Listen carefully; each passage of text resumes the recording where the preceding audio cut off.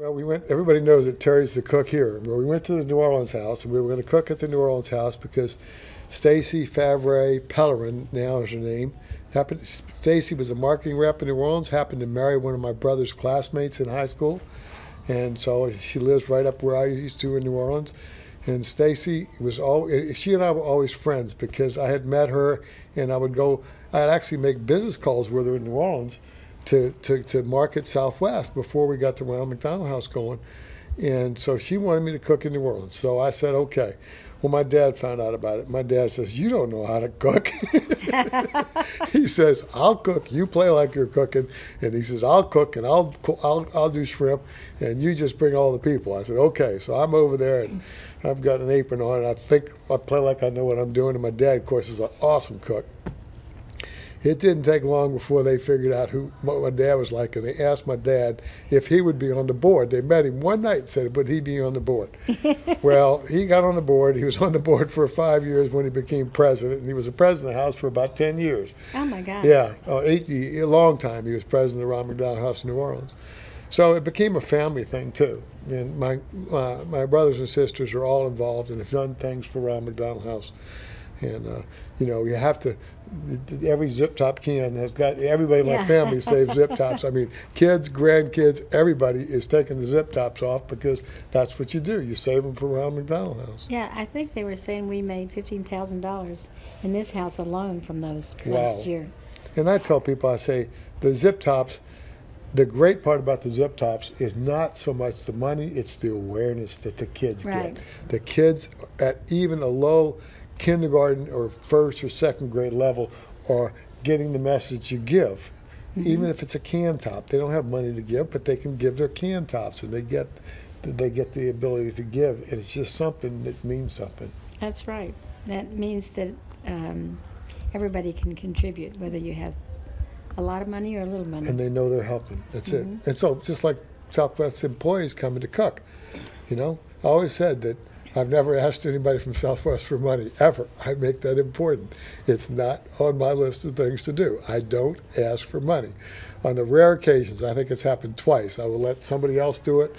My roommate, Mickey, I say, Mickey, we got to raise some money, but you ask. I'm not going to ask because I don't want to ever be connotated with asking for money because you don't have to ask for money. You ask for people's time and the money comes on its own. That's right. That's and right. that's the key. We've been so fortunate, very fortunate in raising money and being a very, very sound, financially sound house.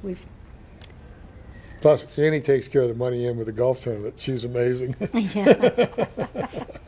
And you have that in Dallas. That's correct. Yeah. And you've helped a lot of different Ronald McDonald houses with that money, or does it go just to the... It goes, there's a tournament in Dallas, and that money goes to Dallas and other houses, and there's a tournament in Phoenix, and that money goes to houses all over the country as well. So and it's just, Annie kind of keeps track of houses and finds out who needs what, and that's how the money gets divvied up. And tell us about the wonderful plane. Well, we have the Spirit of Hope airplane, and it's dedicated to Ronald McDonald House.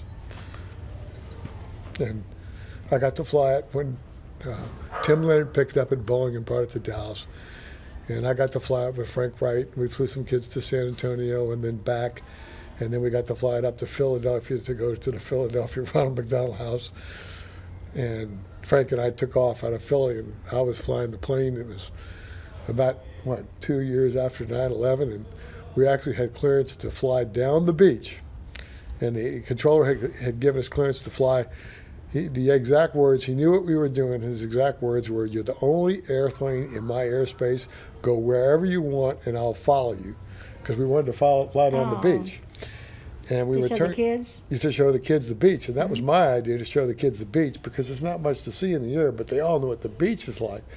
So we were S-turning down the beach, and as we S-turned down the beach, the kids were running back and forth in the back of the airplane from the left side to the right side of the airplane.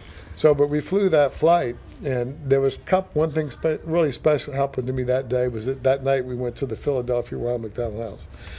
And I look at Southwest Airlines employees, and I have to tell them it's one of the hardest, not hardest, but the most I've ever been honored is walking into the original Ronald McDonald House.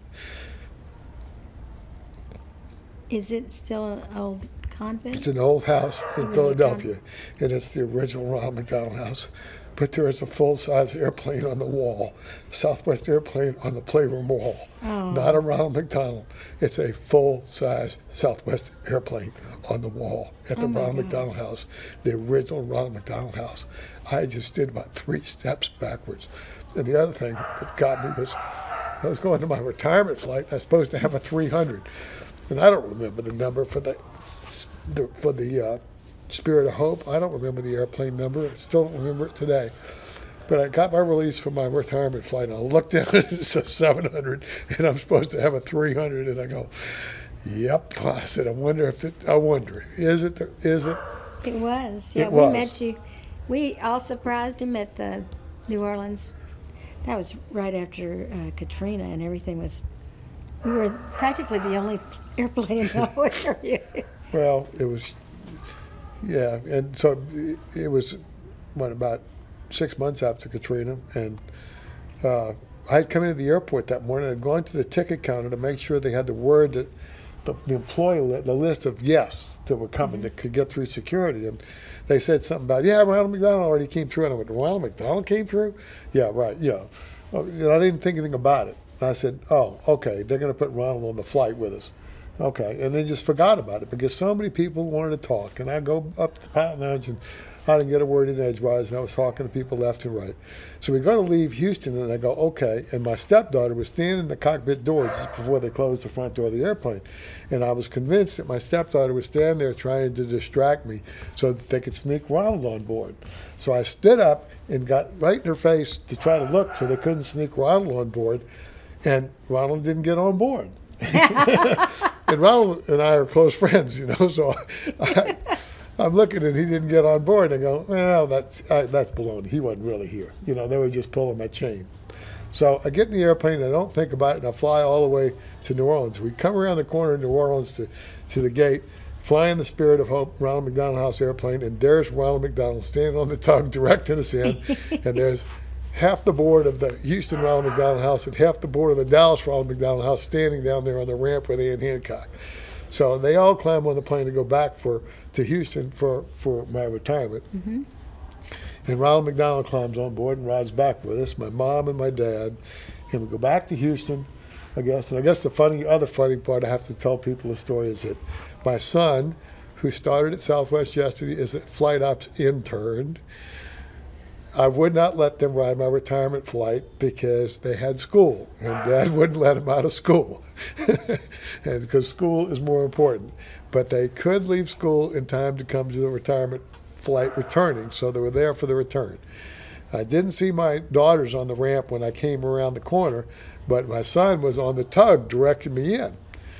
And I tell the new pilots this, when you're coming in and the water's shooting up over your airplane, and so I look over my left shoulder to make sure the left wing is clear, and I can't see anything because the water's blocking the window.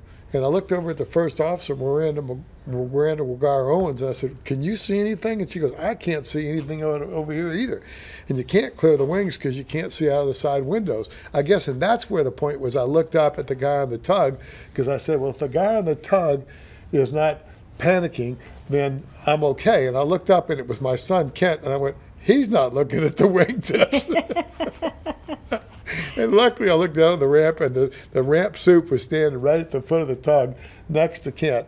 And I knew he was not panicking, so I knew the wings were clear when I saw the ramp soup standing right next to him, so we came on into the gate. But then I didn't see my daughters anywhere, and the reason my daughters were nowhere to be seen because they were in the fire truck shooting the water. Oh, So, they were. Anyway, so it was quite eventful that they surprised me with Ronald McDonald at my retirement flight. Not only Ronald McDonald himself, but with the Ronald McDonald airplane. And of course, 4 years ago, I finally accused Annie Hancock of doing it. And Annie Hancock looked at me and she shook her head and he goes, nope, it wasn't me. It came from higher than that. Colleen. So thank you, Colleen Barrett. And Herb. I know he's in there somewhere.